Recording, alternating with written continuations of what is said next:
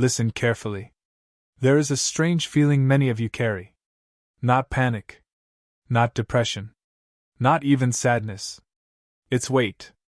A quiet pressure in your chest. A tension in your jaw. A tiredness that sleep doesn't fix. You wake up with your phone already in your hand, notifications waiting, deadlines waiting, comparison waiting.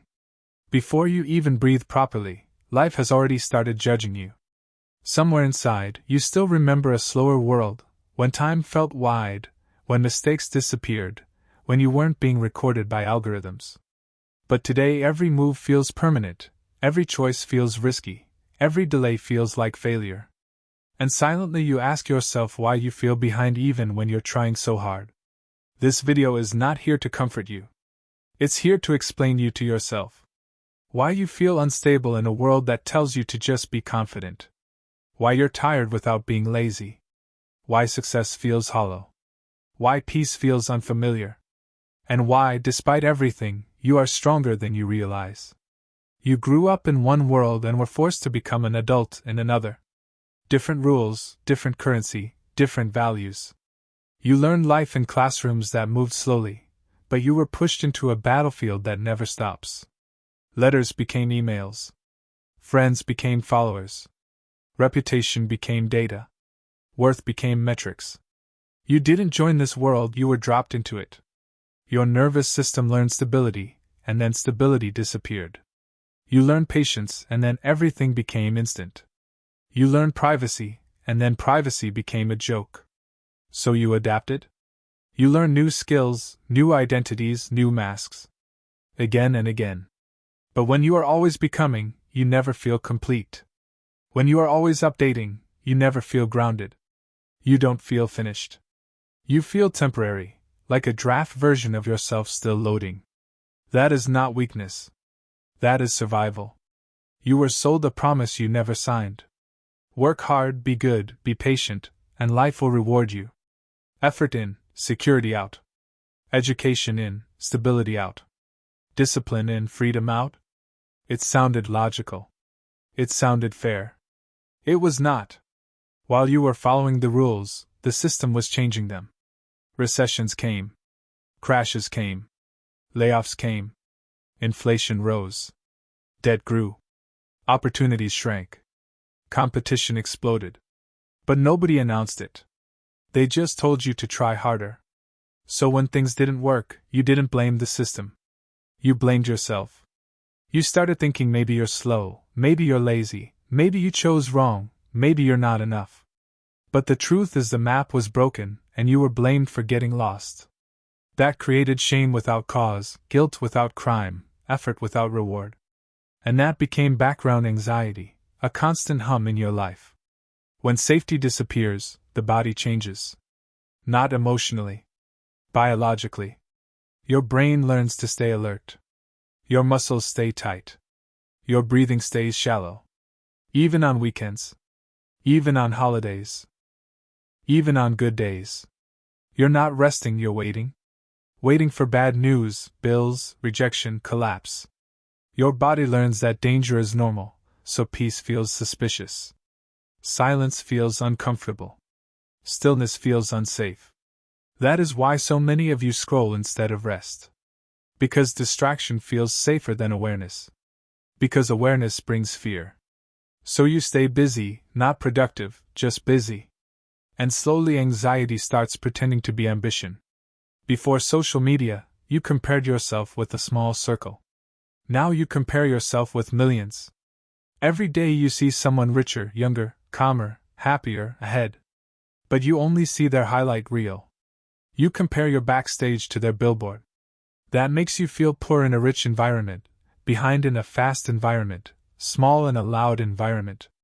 So you perform. You post strength. You show stability.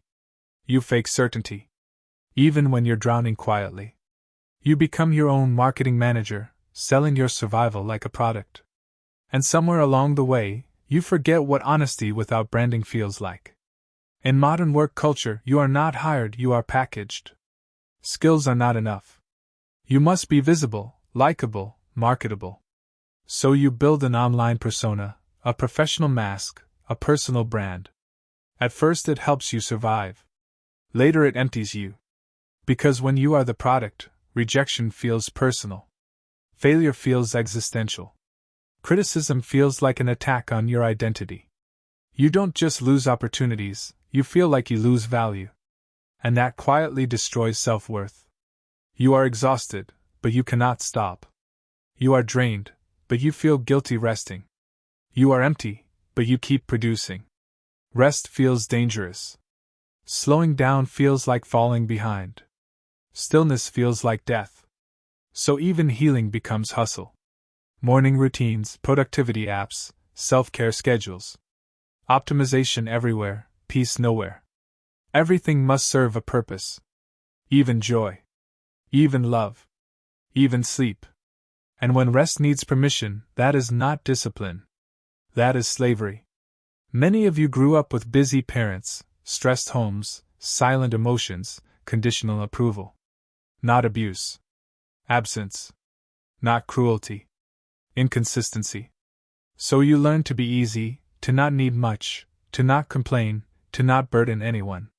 As adults, this turns into overgiving, emotional walls, chasing unavailable people, fearing healthy intimacy, confusing drama with love. Not because you are stupid. Because your nervous system recognizes chaos as familiar. And familiar pain feels safer than unfamiliar peace. Yes, you are aware. Yes, you are informed. Yes, you know the language of trauma and boundaries and triggers. But knowledge does not equal healing. Many of you analyze instead of feel. Explain instead of release. Diagnose instead of rest. Healing becomes another project, another performance, another identity. You become very good at talking about pain, but not very good at feeling safe. So ask yourself honestly, are you healing, or are you just studying your wounds? You delay commitment, not because you don't care, but because you care deeply. You saw marriages that looked stable and felt empty. You saw people stay together and die emotionally. So you want depth, safety, alignment. Not timelines. Not pressure. Not status. You are not afraid of love. You are afraid of losing yourself inside it. That is maturity. That is wisdom. That is respect for your future. Here is the truth most people won't tell you. You are not lost. You are rebuilding. You question patterns. You confront trauma. You demand emotional literacy. You refuse silent suffering. You rewrite parenting, work, love, success, masculinity, femininity, without manuals, without examples, without applause. That is invisible work. That is generational work. That is why you feel tired in ways sleep cannot fix. You were not designed for this pressure, yet you survived it. You absorb economic instability, digital overload, emotional neglect, and cultural acceleration at the same time. And you are still standing. Still learning. Still questioning. Still trying. That is not failure. That is resilience. But now survival is not enough. Awareness is not enough. Understanding is not enough. The next phase is embodiment. Learning safety. Learning slowness. Learning peace without guilt. Without apology. Without justification. You are allowed to rest. You are allowed to be incomplete. You are allowed to be human. Stop carrying shame that isn't yours. Stop racing imaginary clocks. Stop proving yourself to broken systems. Your life is not late. It is precise. It is unfolding in a world that forgot patience. And still, you are becoming conscious, intentional, and free. That is rare. That is powerful. That is revolutionary. If this spoke to you, you are not alone. You are not weak. You are not broken. You are rebuilding yourself in public, and that takes courage most people never develop. Stay with this channel. We don't sell illusions here. We build clarity. We build strength. We build depth. This is just the beginning.